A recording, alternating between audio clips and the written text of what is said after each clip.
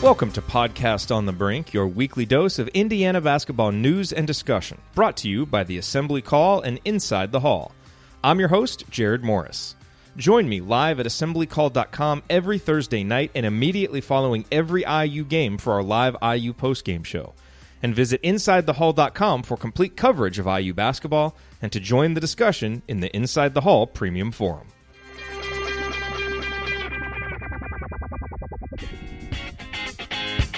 Rolling solo this week on Podcast on the Brink, although I do have two special guests, Dylan Wallace and Cam Drummond, are two student writers for Inside the Hall and Assembly Call, although it won't be much longer that we'll be able to call them students because both are getting ready to graduate from Indiana.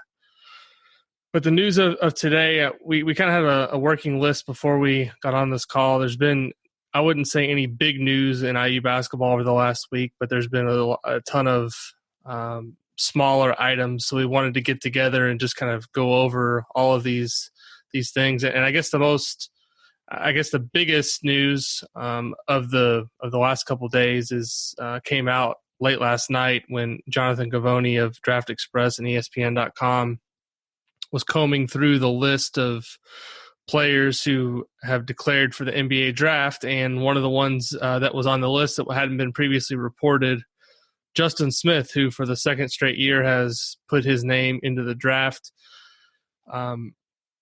It's given us some interesting replies on Twitter, people's opinions on this, maybe either misinformed by how the whole process works or just want to be difficult on Twitter. I guess take your pick. But Dylan, I'll go to you first. Were you surprised at all by this news? It seems like a pretty much a no-brainer if you're someone that has any type of professional aspirations to go ahead and go through this. Although this year, with the process being what it is, I don't know that there's going to be any workouts, but just what were your initial thoughts when hearing that Justin Smith was entering the 2020 NBA draft? Yeah, I mean, I was caught off guard by it only because I feel like it's kind of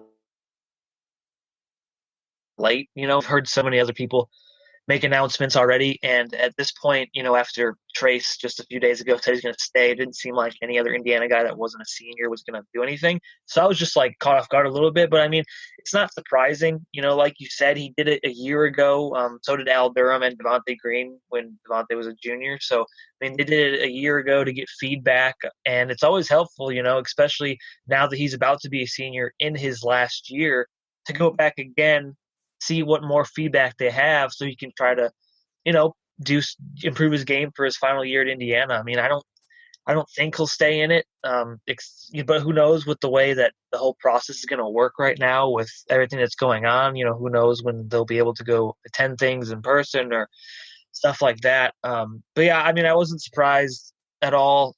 I remember, I think going into his sophomore year, people really looked at him as some guy who could actually be drafted in the NBA.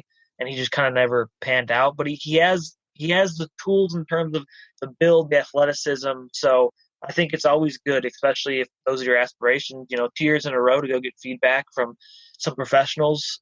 It's definitely a good thing. So no, I wasn't surprised. And people on Twitter are bashing him don't you have to learn how to play basketball first before you go do this? So it was just, I don't know. I don't get it. He did a year ago. So hopefully it helps. It can definitely be a beneficial thing for Indiana for him to maybe get a different a different perspective on something he needs to improve on rather than maybe from the coaching staff in Indiana, the teammates in Indiana. So it could help. Cam, do you think his role at all changes next year at Indiana, or do you think it's pretty much going to be the same Justin Smith in terms of how he's used that we've seen the last 3 seasons? Because he went from a freshman that started somewhat, and now I think he started every game last season. He's pretty integral role. I think led the team in minutes. But do you think there's anything that will change with his role next season, or do you expect him to largely be deployed the same way? Yeah, I think he'll be largely deployed the same way. I think, part of that is just him being a consistent and kind of trusted member of the rotation and, particularly the starting lineup for Archie Miller. I think I read a story, maybe it was in February or March, kind of like as Justin Smith being an omnipresent player. Like you maybe don't always notice him on the floor because he's not scoring a ton or rebounding a ton, but his versatility on both ends kind of lends himself to always being there. He was, one of the most frequently, top 2 minutes played this season, especially once he got into conference play. And also you look at the guys who are coming in for Indiana, I don't think too many of them are serving the same purpose that Justin Smith has, just because you're not really getting in a dominant front court guy who can take over minutes from him and be so versatile at both the 4 and the 3. And, kind of piggybacking off what Dylan said, he talked about getting, draft feedback for the second straight year. I'm sure a lot of the, people speaking in his ear are probably going to mention something about the 26% from 3-point range that he was last season. And that may not be a great thing for an Indiana perspective to whisper in his ear, because if you're Archie Miller, you don't want him taking more 3-point shots. But, any feedback, it should be welcomed for a player looking to reach professional ranks. I'd be shocked if he actually stuck in the draft, and I highly doubt he'd be drafted if he were to do that. And, should he come back to Indiana for his senior season, I think you'd probably see more of the same Justin Smith in terms of how he'd be deployed on the court, but also you'd be, looking for him to maybe be a bit more active in the scoring department, the rebounding department, just refining all aspects of his game with this last go-around in college. In terms of the draft, the other thing we learned this week was beyond Justin Smith, we have a list now of all the Big Ten players who have declared and are on the early entry list. And to my knowledge, there's only 2 who have said that they're staying in no matter what. And those 2 guys are Jalen Smith of Maryland, which makes sense because he seems to have at least potential to go in the first round. And the other one, Daniel Oturu, who had by all accounts, great sophomore season at Minnesota, and is another guy I think has potential to be a first-round pick. Looking at the rest of the list, and either of you can hop in on this if you want. Is there some of the names to me that stick out as, kind of have potential to shape the Big Ten race next season? I think most people believe that Io is going to be gone from Illinois, although he hasn't said for sure that he's staying in. I think that's what the expectation is. Xavier Tillman at Michigan State, I think most people believe he's staying in. The other one, I think, is Caleb Wesson from Ohio State. But beyond that, Kofi Coburn's in the draft, Luka Garza, Isaiah Livers at Michigan State's Aaron Henry, C.J. Walker of Ohio State. I didn't really understand that one. Nojel Eastern at Purdue. Do any of these guys kind of stand out as having, the potential to stay in beyond Io? And, which ones in your minds are most important in terms of having a legitimate impact next year on the Big Ten race if they leave or if they come back? Yeah, I think if you're looking at guys who will shape the Big Ten race, depending on what their draft decision is, I think Luka Garza probably has to kind of head your list in that regard, just because of what he brought to the Hawkeyes this season and what Iowa could become with him on the court. You're looking at a team that's, I think 41 years removed, maybe 42 years next season from winning the Big Ten, basically the same amount of time from reaching a Final Four as well. And he's going to be right up there in terms of national preseason player of the year accolades if he does decide to go back. And I think that should be the right decision for him, just because of the way his skill set could potentially translate to the NBA and, maybe some deficiencies in the way that he could move from college to the professional ranks. I know you mentioned Xavier Tillman as well, but I think in terms of affecting a team, taking them from maybe middle of the pack in the Big Ten to right up there in terms of the favorites to win the conference, Garza has to be the top player in that regard. Especially because Bohannon's going to be back too, which is huge. If they can get that kind of combination they had not this season but the year before that when they went to the tournament, they obviously would have been in the tournament this year as well. But I think a lot of people are looking at Iowa. Garza returns is that on the offensive side of the ball, they'll kind of be a juggernaut. I also. When the Big Ten this season was so dominant with the forwards and the big guys, with Jalen Smith going to be gone and Oturu going to be gone, if Garza and Wesson come back, that's going to be big for their teams just because of the Big Ten style of basketball and how kind of reliant it is sometimes on the forwards and the big guys. So I look to those two, Garza and Caleb Wesson. They can both stretch out and shoot threes. So I think they have enough to kind of stay in the draft if they want to and find some place in the league. But definitely, if they come back, it's going to be big for the team. Iowa more so than Ohio State, because Ohio State's dealt with a lot of transfers, a lot of players gone. So it'll be interesting kind of to see how Ohio State shapes out next season. But Xavier Tillman is just huge in terms of defensively for Michigan State. It's going to be interesting to see how Michigan State, plays out next season. No, Cassius Winston is going to graduate. Aaron Henry will probably return. I'd be shocked if he kind of goes. But if they get Henry and Tillman back, that'll be a nice core of players to be returning. And then you obviously keep Rocket Watts, who really had a strong kind of second half of the season. I kind of look at the forwards. I look at Weston, I look at Garza, I look at Tillman. And, those are three guys that can really shape their team if they do decide to come back and really kind of make, Michigan State, Iowa, and Ohio State sort of an issue in the Big Ten. Yeah, I think Kofi Coburn is a pretty big one too for Illinois, because if he leaves and Georgie's their main guy in the paint, that's a pretty significant downgrade. And I think having Kofi in the paint, we saw firsthand what he did to Indiana in Champaign, just in terms of his presence at the rim, how he completely changed that game. If he's gone, I think that's a big issue for Illinois and a big problem. I mean, I think they were expecting Ayo to leave. They've recruited pretty well at the guard position. They've got Andre Curbelo and another guard by the last name of Miller, who's a top 40 recruit from Chicago that's coming in. So I think they expected Ayo to be gone. I don't think they would expect that for Kofi to be gone. And the other thing you mentioned, some of these big guys, if Caleb Wesson is to stay in the draft and Tillman's gone and Jalen Smith and Oturu, I mean, that just kind of puts Trace even higher up the list of the best front court players in the Big Ten. I think this year he was probably somewhere in the top 6 or 7. And then if all those guys are gone, I mean, you're looking at the potential for him to be an all Big Ten first team type player going into next season. So I think it's pretty big. In terms of guys coming and going, we didn't talk about this on last week's podcast because, we'd already Jerod and I had already talked with Bart about kind of going through the Big Ten team by team. But, the news last week of Damezi Anderson's transfer, and I think you guys can remember a week ago Wednesday, we did a Zoom chat on the forum, and someone asked about Damezi Anderson, and I kind of tiptoed around the question because I still had the sense that despite some reports out there that he was for sure coming back, that I didn't think that was a slam dunk to happen. And, sure enough, the next day he's in the transfer portal. And I think it makes a lot of sense. It's not great from an Indiana perspective to have a kid from South Bend who's the leading all-time scorer in the city. And you rarely get players from that part of the state to come and then leave after 2 seasons without really doing anything. But from Damezi's perspective, I just don't think it was ever going to work at Indiana. He had ample opportunities to play his first 2 seasons and never really took advantage of it. Were either of you surprised by his decision to leave? And did you think from his perspective that it was the right move to kind of go somewhere else and look for a better situation? Yeah, I think it was absolutely the right move, and I was not surprised at all.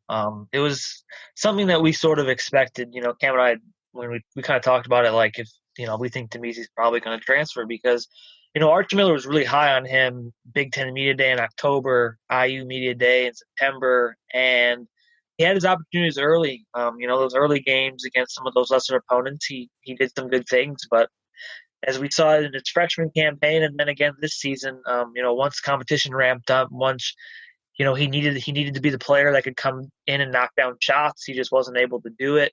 You did see him get a little bit better defensively. He did rebound the ball a little bit better, but he just never really fit in the rhythm of the offense. He just never looked comfortable, never looked like a player that was really going to fit in with this Indiana team, especially with Jerome Hunter coming in this year. That really kind of pushed him more toward the door, I think, because that was sort of the role that maybe he could have filled. But I'm not surprised at all. I think it's a good move. I was able to talk to Derek Elston, who was a director of player development just up until this past season, and he kind of brought up Damezi on his own to me and said he would he built a good relationship with him, and he's really happy that he's kind of moved on because he'll go to a place that he'll be able to find more playing time at, and he thinks he's a good player. So hopefully that's the best for him. I think some people are concerned because he transferred, he's from South Bend, that affects some sort of like Blake Wesley connection, because he's also from that area. I don't think that's the case. I don't think people should look too much into that. But for Damezi, yeah, definitely a good decision. Opens up a scholarship and a roster spot for Indiana, which could turn into a good thing. So I just think all around it was probably the best for both sides. So hopefully that works out for both sides. Yeah, obviously from the Indiana scholarship point of view, if Christian Lander is able to reclassify into the class of 2020, this, opens up a second scholarship that you can dole out to a grad transfer, or, something of the like, or just another player as a transfer. So that helps in that regard. And for Anderson, I mean, you guys kind of hit the nail on the head by saying that it wasn't going to work for him in Indiana, whether it was being confused too many times on defense or, not being able to be the knockdown 3-point shooter that he was kind of billed or relied upon being, especially heading into a sophomore season. There was really going to be no way, moving forward into his junior and senior campaigns, he was going to be able to carve out a significant role for himself in terms of meaningful playing time. You mentioned, Dylan, kind of what we saw in those early games against the Western Illinois, the North Alabamas, the Troys of the world. But the moment that competition ramped up, Anderson's minutes definitely seemed to go on the decline. And, I think you tweeted this out, Dylan, that anecdote from the Big Ten tournament game we were at, the only one against Nebraska, where it's like the dying minutes and assistant coach Bruiser Flint turns to Anderson. It's like, you want to play? And then there's just kind of like no response from Anderson. And then eventually they put like Cooper Bybee in the game instead. So like the handwriting maybe had been there on the wall for a while for Anderson. But at the same time, best of luck to him. And he's a good player still, I feel like, especially if you look at the minutes he could get at a mid-major program or any kind of a lower tier team. He's someone that definitely seems to still have the confidence to be able to be a productive college basketball player. Maybe just was time for a change of scenery for himself. Cam, if you mentioned the scholarship situation and the potential, even if Lander does reclassify, to have another spot to potentially give for a grad transfer, do you think, assuming Lander does move up, do you think there's any pressing need to add another player for next season, or would you feel pretty comfortable if you're the IU coaching staff with what you have? Because it seems like from a guard perspective, if you bring in Lander, I think you're pretty well set at point guard with Lander and Finney. You're obviously bringing in Trey Galloway and Anthony Leal for some reinforcements at the guard spots where you've already got Armand Franklin and Al Durham. And then the front court with Joey Brunk and Race Thompson and Trace Jackson Davis and Jerome Hunter, Justin Smith, it seems like Indiana's pretty well stocked almost at every position. Do you see a pressing need or something that they may want to address with if they can go out there and get another player, or would you feel comfortable with the team set up as it is? I think especially when you look at the context of not only what next year's team is going to look like, but what the team may look like 2 or 3 years down the road, that kind of affects what you're in the market for. So from that standpoint, I don't really think Indiana needs a grad transfer, just kind of looking at the amount of players and the quality of players they have in the front court and the back court, because what my eye kind of looks at is maybe looking at the 2021-22 season and seeing what you would have in the front court. You can maybe presume that Trace Jackson Davis is gone after a sophomore season. Joey Brunk only has one more season of eligibility left. Yes, you're gaining Logan Duncombe, but he's still going to be a freshman trying to adapt into a Big Ten environment. And, you maybe start to see, Justin Smith will be gone as well. Obviously, you start to see maybe a bit of a void created there for that 21-22 season in the front court, where since you're well stocked across the roster for this upcoming season, you can take a transfer who needs to sit 1, play 2, or something of that nature. And if you're looking at a position on the court, I think the center and power forward spots are probably definitely a place Indiana should be targeting in that regard. Dylan, in terms of expectations for next season, I think it's fair to say that they're going to be as high as they've been, and rightfully so. For Archie Miller, it's season 4. Although his second year, there were pretty large expectations given the roster with Romeo Langford and Juwan Morgan. I think there was still a lot of holes on that roster that just kind of led to Indiana not meeting expectations. Whereas next year, it's going to be, he'll have his first full class kind of go through the program, although it wasn't players that he actually recruited in Al Durham and Justin Smith. He's coached them both his entire career. What do you think? Is it fair next season to have, bigger expectations for this Indiana program than what we've seen the last couple of years? I mean, I think we all agree that they were going to make the tournament this year, although we weren't expecting much of a run. Is it, what do you think is fair to expect out of the program next season? Yeah, I think the expectations are going to be pretty big. Obviously there was no Selection Sunday, but we all kind of knew they were going to get into the tournament this year. And because of that, that really, I don't think that's going to be the goal anymore. I think the goal is going to be to get into it and not be on the bubble. You're going to want to be, in a top, maybe a top 6 seed, or, you should be, I think a lot of fans really want to see them competing in the Big Ten. 10th place this season as maybe as a positive as season this was in terms of, what they were able to overcome with some adversity and how good Trace was and, how they were able to get into the tournament. I mean, 10th place overall in the Big Ten was still a little rough, especially when they went on the road. So I think, you got to look for more consistency on the road and at home, be more dominant at home. And I think fans are really looking for them to be in like the top 5 of the Big Ten, which I think should be realistic, especially since we just talked about earlier about all the players that could potentially be leaving. That kind of leaves a lot of question marks with a number of the Big Ten teams that are usually hanging around the top.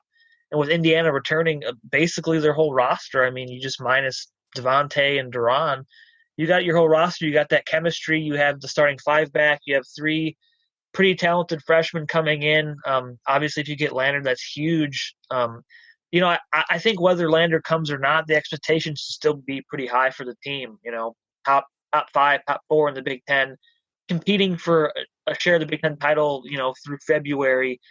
I think that's realistic, especially because, Archie Miller's run this gauntlet in the Big Ten for 3 years and they've struggled. But I think it's time for this team to kind of really find out, really stay consistent, find consistency, not hit any of those really low dips they've hit a lot of the times in these last 2 years. So, expectations should be high, and I think they will be, and I think the team should be confident enough. I think even though they didn't get to really ride the momentum of like being in the tournament because there wasn't one, I think the fact they knew they got into it, they ended the season on a win, which is always cool to say. So I think they'll have some good momentum coming into next season with high expectations as well.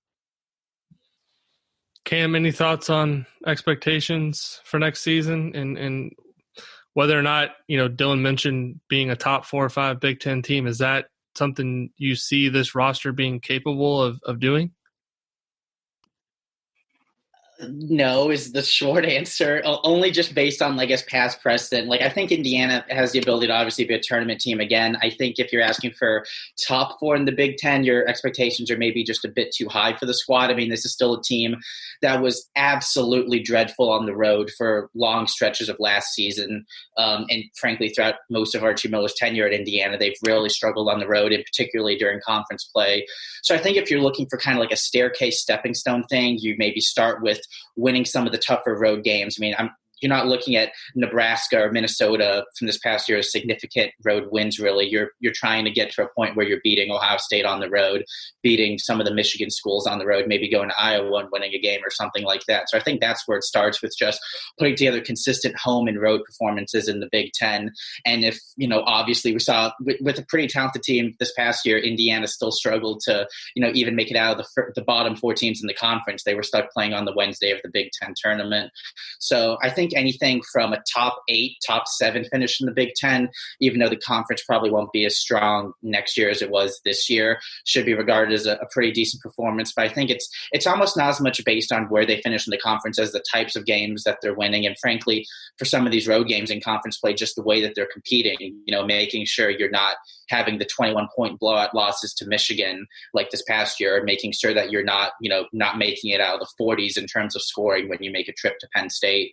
And obviously so much will change and fluctuate based on this kind of strange college basketball offseason that's unfolding and whether guys are coming or going for the NBA draft. But there are steps that the program needs to take that come before finishing top 4 in the conference. So if you can achieve that and still finish, 7th or 6th in the conference, I think you should take that as a very successful season.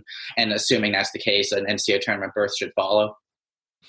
Yeah, I mean, the other thing, you mentioned the road. I mean, there's also when Indiana had its good teams, since I've been covering the program, which is going back to 2007, when it had its good teams under Crean, they were nearly unbeatable at home, and that just hasn't been the case. I mean, this year they lost 4 home games. They lost to Arkansas, Maryland, Purdue, and Wisconsin. I mean, they've got to, it's always going to be tough to win on the road in the Big Ten, because this league has led the country in attendance for I don't know how many straight years, and most of the places you go have a significant following for basketball, and there's really good coaches around the league. So it's, I think if you're able to go 500 or better on the road in the Big Ten, which Indiana hasn't even come close to under Archie Miller, I think that's a good goal to aim for. But they've got to get back to being a team that's basically unbeatable at home if you want to be in that top tier of teams in the Big Ten. So to me, it starts more of, you win all your home games and then you steal what you can on the road, and that's how you build a resume. So, but I do agree with you that there was just too many road games this past season where they were just – it's not that they lost because, I don't think you ever expect to go to Maryland and win, or – go to Ohio State and win, or, at Michigan, games like that, or at Purdue. But it was the fact that they were just virtually not even in those games for large portions of them. So the other thing, I guess the big storyline right now in college basketball, and maybe to a lesser extent in the NBA, is you have two things kind of happening at the same time with this new G League option. And of course you have some people who haven't been following name, image, and likeness thinking that this is all of a sudden a reaction to this new G League option, when the name, image, likeness story has been kind of out there for a while, and something that college sports and the NCAA has been working towards. So first of all, for anyone who's kind of listening to this, the two things we're talking about specifically are the NBA has a path for players to go to the G League, although it's not going to be a traditional path in terms of playing for a G League team. It's going to be more like a development year, where guys will come in and play in, I think, a handful or, a smaller amount of games than what a regular G League player would, but they're going to be able to work with NBA personnel in terms of developing their games and getting like their first step into a professional career. And they're going to earn, some reports have been $500,000 for some of the top players, which is obviously a pretty nice bump up from what you can traditionally earn in the G League, which I think is anywhere from $25,000 to $50,000 a year. So, and then the other piece of this is the NCAA realizing that based on what states were going to say through litigation, that they could no longer stop these amateur athletes from earning money, because we've all known the dirty secret has been there forever, that the NCAA is raking in billions of dollars, coaches are raking in millions of dollars, and these athletes are getting scholarships, which do have value, but obviously Zion Williamson at Duke was worth a lot more than a $50,000 a year scholarship to go to Duke. So Cam and Dylan, do you and either one, Cam, you can go first, but do you think, and my thoughts are, I don't think it's going to have much of an impact, because we had a college basketball before where players could go directly to the pros. People forget Kevin Garnett, Kobe Bryant, LeBron James, none of those guys went to college. College basketball is fine. Do you I'm sure you see the same tweets as I do, and you have all these doom and gloom people saying this is the end of college basketball. Do you agree with me that that's kind of a ridiculous take? And I think it's great that these players are going to have this opportunity, but I'm not sure that it's going to have much, if any, impact on college basketball in the long term.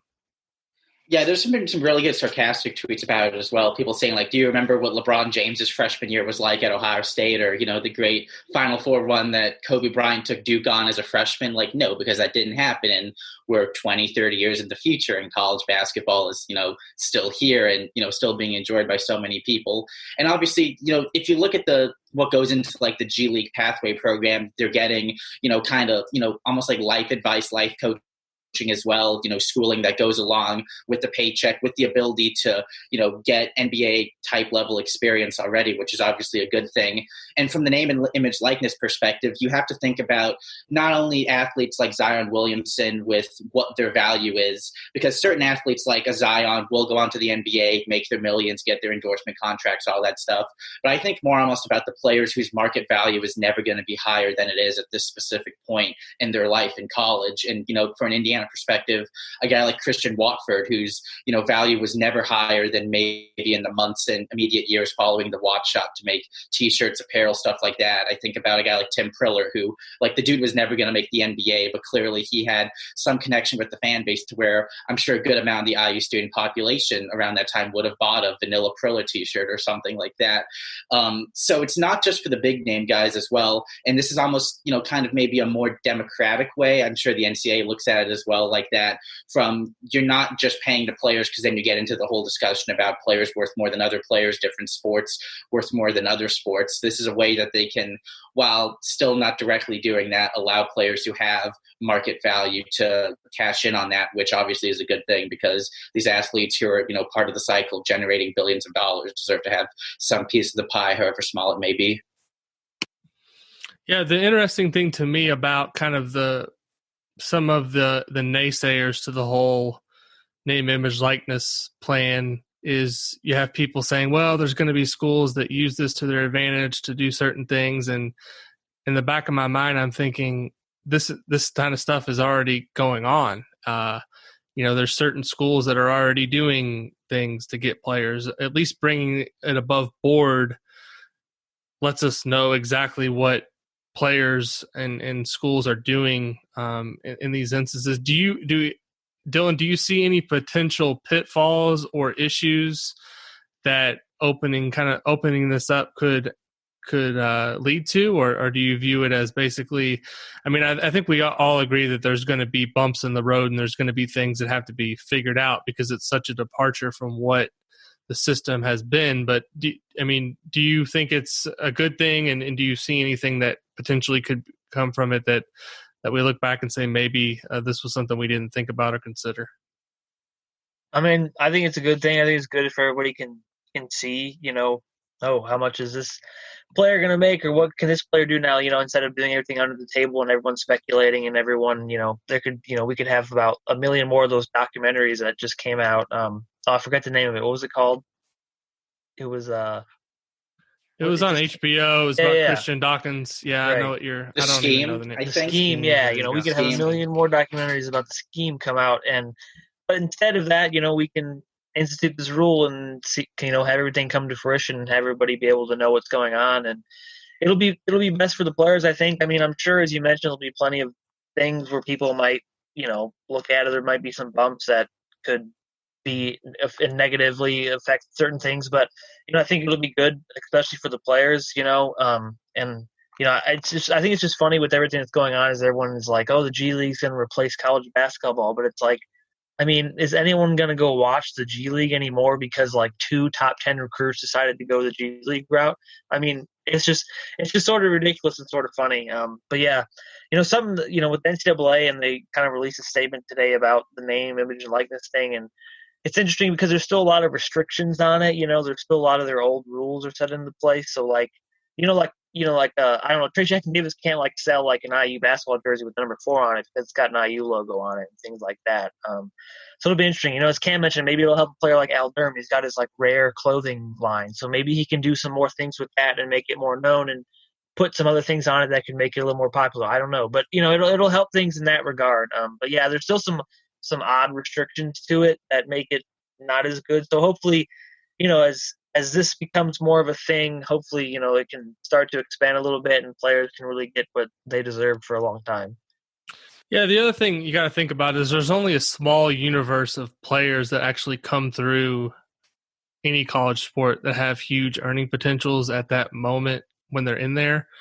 But as you mentioned, I think you make a really good example. And although some people would argue that Tim Priller never should have gotten a scholarship to play basketball at Indiana, but that's beside the point. When he was there, he was a fan favorite, and you can foresee a scenario where there would have been some type of Tim Priller shirt where it would have had value, whereas you mentioned he's never going to go play in the NBA. The other thing I think of is athletes in other sports who may, for example, Lily King.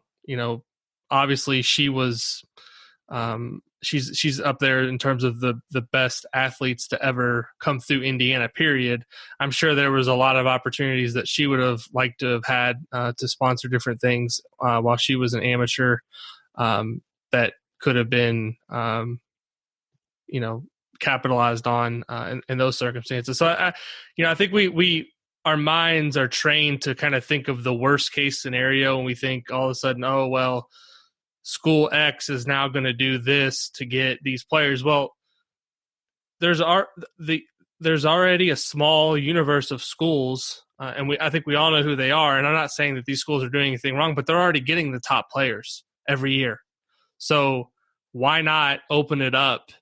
And maybe if from an Indiana perspective, given how much the sport is revered around the state, that this can actually help Indiana from a recruiting perspective, because, a kid like a Jordan Holes, were there opportunities that he could have had while he was in college around the state of Indiana, and the homegrown players, I think staying home could become more of a thing, because there's going to be obviously more opportunities to do things like that, sponsor different things, sign autographs for money, things like that in your home state. Whereas, that opportunity is probably not going to exist elsewhere. So I think overall it's going to end up being a process that's going to take some adjustment for everybody.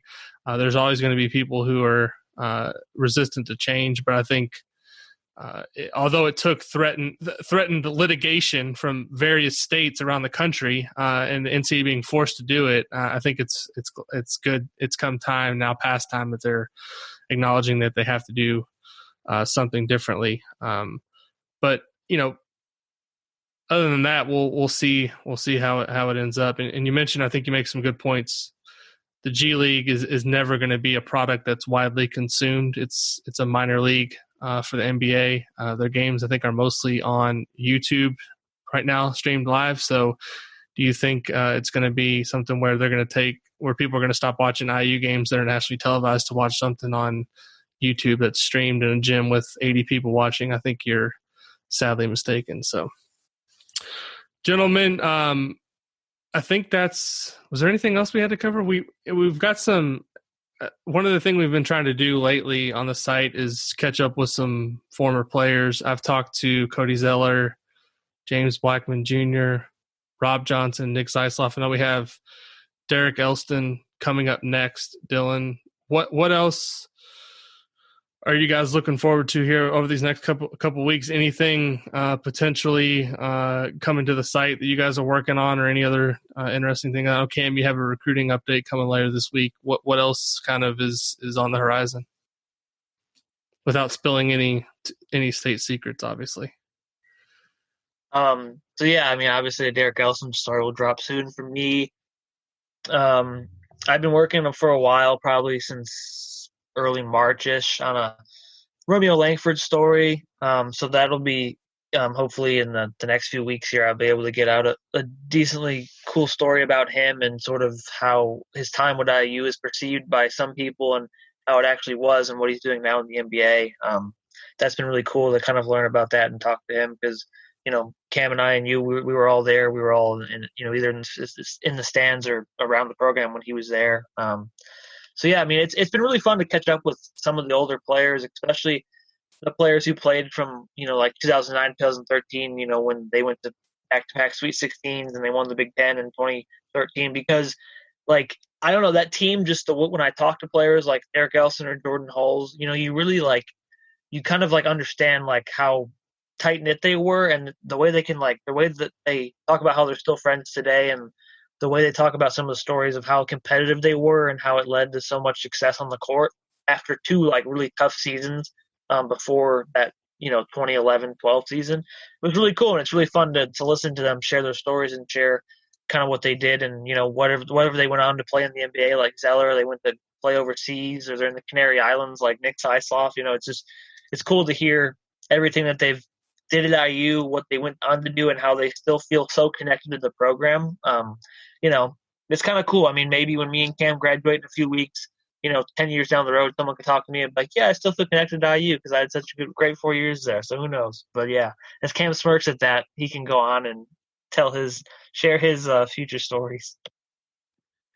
Yeah, if anyone's talking to me in a decade about covering Indiana basketball, then that's going to be an interesting story for them to tell for sure. But yeah, so I've enjoyed just the opportunity to kind of maybe talk to some people who were around the program back a decade or so ago when Indiana was regularly making NCAA tournaments, going on runs in NCAA tournaments, kind of the turnaround that Crean had the program on. So look for some stuff focused on that. As Alex mentioned, I got a recruiting update coming up on Friday as Indiana continues to kind of figure out what it wants from the class of 2021 and the class of 2022, not to mention like the extra scholarship that opened up ahead of next season that we talked about earlier, and just kind of some behind the scenes stuff around the program as well. Obviously, this is a bit of an interesting time considering we don't have maybe the normal off season flow of content because the NCAA tournament didn't happen, and we were maybe accelerated into doing like the That's a Wrap and kind of season look back type pieces. But especially in this time when everyone's kind of cooped up at home and just looking for stuff to pique their interest, hopefully we're providing some stuff both on the court and off the court that gives people a different look at the program and helps them still feel connected to something they're obviously super passionate about when there's maybe some difficult challenges going on in their lives and things that they need to just kind of fill time to get through the day as we all stay inside. Yeah, so thanks guys for taking the time on this afternoon. We're looking forward to continuing to do our best to try to come up with different angles to come up with content. As Cam mentioned there, it's not the easiest time to find things to write about, but it seems like with Indiana basketball, there's always something popping up, whether it be a early entry to the draft, a transfer, recruiting update. There's always something. So and even today there was a little news in terms of some non-conference opponents for next season. So we'll continue to try to keep everyone informed. And thanks for everybody for listening. And we'll be back next week with another episode of Podcast on the Brink. Thank you for listening to this episode of Podcast on the Brink. We always appreciate you being here. Remember to join me and my co-hosts for more IU basketball talk at assemblycall.com and visit Alex over at insidethehall.com for complete coverage of Indiana basketball. If you want to support Podcast on the Brink, here is the single best way to do it. Tell anyone you know who loves IU hoops about us and suggest that they subscribe. Podcast on the Brink can be found on Apple Podcasts, Google Podcasts, Spotify, and everywhere else podcasts are available. Tell your social media followers, email your friends, text your family members. For weekly discussion about IU basketball, they need to be subscribed to Podcast on the Brink. We'll talk to you next time. Go Hoosiers.